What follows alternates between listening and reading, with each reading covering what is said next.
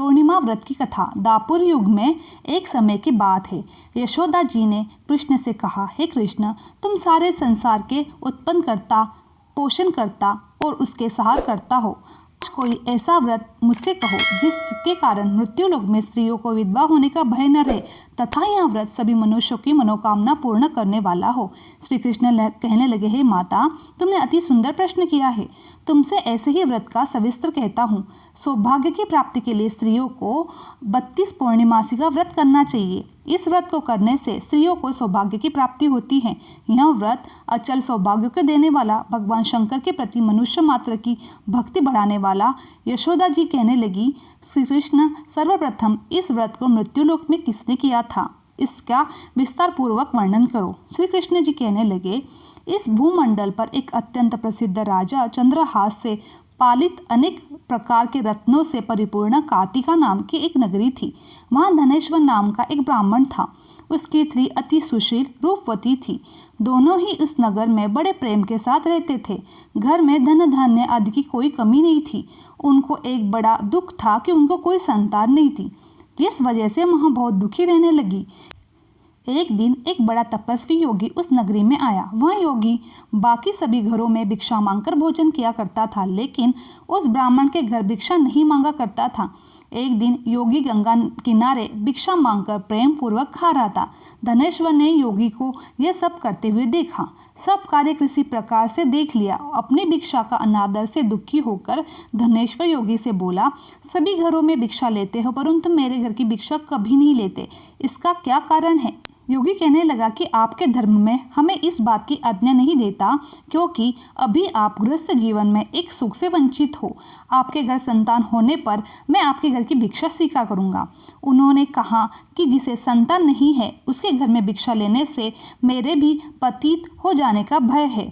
धनेश्वर यह सब बात सुनकर बहुत दुखी हुआ। हाथ जोड़कर योगी के पैरों में पड़कर गिर पड़ा और दुखी मन से कहने लगा, आप मुझे संतान प्राप्ति का उपाय बताए। आप सर्वज्ञ, मुझ पर अवश्य ही यह कृपा कीजिए। धन की मेरे घर कोई कमी नहीं है, लेकिन मैं संतान न होने के कारण अत्यंत दुखी हूँ। आप मेरे इस दुख को हरण कीजिए। यह सुनकर योगी कहने लगे कि तुम चंडी की आराधना करो। घर पहुंचकर उन्होंने यह सारी बात अपनी पत्नी को बताई और खुद वन में चला गया। वन में पहुंचकर उसने चंडी की आराधना की, उपासना की। चंडी ने 16 दिन उसको सपने में दर्शन दिए और कहा कि हे धनेश्वर, जा तेरे पुत्र होगा। लेकिन उसकी आयु सिर्फ 16 वर्ष की होगी। 16 वर्ष की आयु में उसकी मृत्यु हो जाएगी। अगर तुम दोनों स्त्री पूर्णिमासी का 32 पूर्णिमासी का व्रत करोगे तो वह दीर्घायु हो जाएगा। जितनी तुम्हारी सामर्थ्य हो उतने आचे के दिए जलाकर शिव जी का पूजन करना, लेकिन पूर्णिमासी 32 ही होनी चाहिए। सुबह होते ही तुम्हें इस स्थान के पास एक आम का पेड़ दिखाई देगा। उस पर चढ़कर एक फल तोड़कर अपने घर ले जाना। अपनी स्त्री को इसके बारे में बताना। सुबह स्नान होने के बाद वहाँ स्वच्छ वस्त्र धारण कर शिव जी का ध्यान करके उस फल को खा लेना। तब भगवान शंकर की कृपा से उसका गर्भ हो जाएगा। जब ब्राह्मण सुबह उठा तो उस स्थान पर आम का पेड़ दिखाई दिया और वहाँ उससे फल तोड़ने के लिए चढ़ा, लेकिन वहाँ पेड़ पर नहीं चढ़ पाया। यह देखकर उसे बड़ी चिंता हुई। उसने भगवान श्री गणेश की उपासना की और कहा, हे दयानिधे, अपने भक्तों के विघ्न का नाश करने वाले, उनके मंगल कार्यों को करने वाले, दुष्ट मनुष्य का नाश करने वाले, रिद्धि सिद्धि देने वाले, आप मुझे इतना बल दे कि अपनी मनोकामना पूरी कर सकूं। इसके बाद वहाँ पेड़ से फल तोड़कर अपनी पत्नी के पास पहुंचा। उसकी पत्नी ने अपने पति के कहने के अनुसार फल को खा लिया और वह गर्भवती होगी। देवी की कृपा से उसे सुंदर पुत्र पैदा हुआ। उसका नाम देवीदास रखा।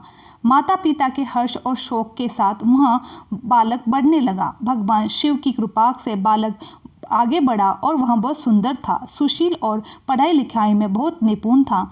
दुर्गा जी के कथनानुसार उसकी माता ने 32 पूर्णिमासी का व्रत रखा। जैसे ही 16वां वर्ष लगा तो दोनों पति पत्नी बहुत दुखी हुए कि कहीं उनके पुत्र की मृत्यु न हो जाए। उन्होंने सोचा कि अगर उनके सामने ये सब होता हुआ देखा तो वहाँ देख नहीं पाएंगे। तभी उन्होंने देवीदास के मामा को बुलाया और 1 वर्ष के लिए देवीदास को काशी पढ़ने के लिए भेज दिया।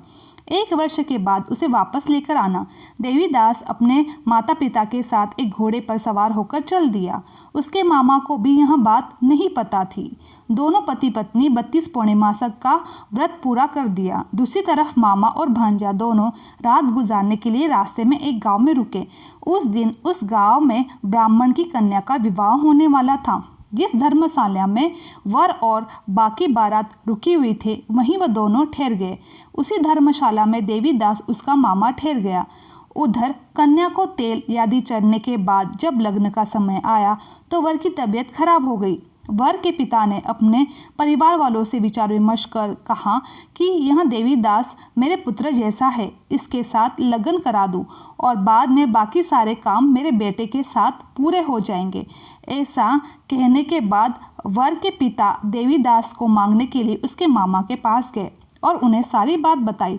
मामा ने कहा कि कन्यादान में जो कुछ भी मिलेगा वो हमें दिया जाएगा। वर के पिता ने ये बात स्वीकार कर ली। इसके बाद देवीदास का विवाह कन्या के साथ संपन्न हो गया। इसके बाद वह अपने पत्नी के साथ भोजन न कर सका और मन में विचार करने लगा कि न जाने यह किसकी पत्नी होगी। यह सोचकर उसकी आंखों में से आंसू आ गए। तब वधू ने पूछा कि क्या बात है, आप उदास क्यों हैं? तब उसने सारी बातें पत्नी को बता दी। तब कन्या कहने लगी, यह ब्रह्म विवाद के विपरीत है। आप मेरे ही पति हो, मैं आपकी पत्नी हूँ, किसी अन्य की नहीं। तब देवीदास ने कहा, ऐसा मत करिए क्योंकि मेरी आयु बहुत कम है, मेरे बाद आपका क्या होगा। लेकिन उसकी पत्नी नहीं मानी, बोली, स्वामी आप भोजन कीजिए।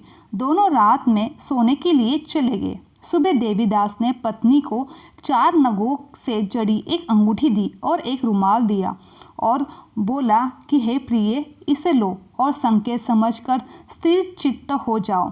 मेरे मरण और जीवन जानने के लिए एक पुष्प वाटिका बना लो, उसमें सुगंधित वाले एक नवमल्लिका लगा लो, उसको प्रतिदिन जल सींचा करो, आनंद के साथ खेलो कूदो। जिस समय और जिस दिन मेरा प्राण चले जाएंगे उस दिन यह फूल सूख जाएंगे।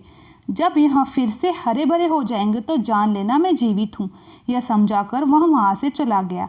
इसके बाद जब वर और बाकी बारात मंडप में आए तो कन्या ने उसे देखकर कहा कि ये मेरा पति नहीं है, मेरे पति वह हैं जिसके साथ मेरा रात में विवाह हुआ था। इसके साथ मेरा विवाह नहीं हुआ है। अगर यह वही है तो बताए कि मैंने इससे क्या दिया है और साथ ही कन्यादान के समय को आभूषण मिले हैं उन्हें दिखाए। कन्या की ये सारी बात सुनकर वह कहने लगा कि यह सब नहीं जानता। इसके बाद बारात अपमानित होकर लौट गई। भगवान कृष्ण बोले, माता, इस प्रकार देवीदास काशी चला गया। कुछ समय बीत गया और एक सर्प उसको डसने के लिए वहां आया, लेकिन वह उसको काट नहीं पाया क्योंकि उसकी माता ने पहले ही 32 पूर्णिमासी का व्रत कर लिया। इसके बाद खुद काल वहां पहुंचा। भगवान की कृपा से तभी वहाँ माता पार्वती और भगवान गणेश आ गए। देवीदास को मूर्छित दशा में देखकर माता पार्वती ने भगवान शिव से प्रार्थना की, महाराज, इस बालक की माता ने पहले ही 32 पूर्णिमासी का व्रत पूरा कर लिया है, इसके प्राण दे दीजिए। भगवान शिव ने माता पार्वती पे कहने पर उसे प्राणदान दे दिया। उधर उसकी पत्नी उसके काल की प्रतीक्षा कर रही थी। उसकी पत्नी ने जाकर देखा तो पुष्प और पत्र दोनों ही नहीं है। उसको बहुत आश्चर्य हुआ और जब उसने देखा कि पुष्प वाटिका फिर से हरी हो गई है, वह समझ गई कि उसका पति जिंदा है। इसके बाद वह बहुत ही प्रसन्न होकर अपने पिता से कहने लगी कि मेरे पति जीवित थे, उनको ढूंढिए। जब 16 वर्ष व्यतीत हो गया तो देवीदास अपने मामा के साथ काशी चल दिया। इधर उसकी पत्नी परिवार वाले उसे ढूंढने के लिए जा रहे थे। उन्होंने देखा कि देवीदास और उसका मामा उधर ही आ रहे हैं। उसको देखकर उनके ससुर बहुत प्रसन्न हुए, उसे अपने घर ले आए। कन्या ने भी उसे पहचान लिया। देवीदास इसके बाद अपने पत्नी और मामा को लेकर वहां से चल दिया। उसके ससुर ने भी उसको धन दहेज दिया। जब वह अपने घर की तरफ चल रहा था तो उसके माता पिता को लोगों ने खबर दी कि तुम्हारा पुत्र देवीदास अपनी पत्नी और मामा के साथ आ रहा है। ऐसा समाचार सुनकर पहले तो उन्हें विश्वास नहीं हुआ, लेकिन जब आया तो उसके माता पिता के पैर छुआ तो देवीदास के माता पिता ने उसको माथा चूमा और दोनों ने अपने सीने से लगाया। दोनों के आने की खुशी में धनेश्वर ने बहुत दान दक्षिणा ब्राह्मणों को दे दी। श्री कृष्ण कहने लगे कि इस तरह धनेश्वर को 32 पूर्णिमासी को व्रत प्रभाव से संतान की प्राप्ति हुई। जो स्त्रियां इस व्रत को करती है वह जन्म जन्मांतर दुख नहीं भोग पाती और सदैव सौभाग्यवती रहती है। यह मेरा वचन है। यह व्रत संतान देने वाला और सभी मनोकामनाओं को पूर्ण करने वाला है। बोलो भगवान श्री गणेश की जय। बोलो भगवान माता पार्वती की जय। जय श्री कृष्ण। मेरी ये वीडियो आप लोगों को अच्छी लगी तो चैनल को लाइक शेयर और सब्सक्राइब करना ना भूलें। आप सभी का धन्यवाद।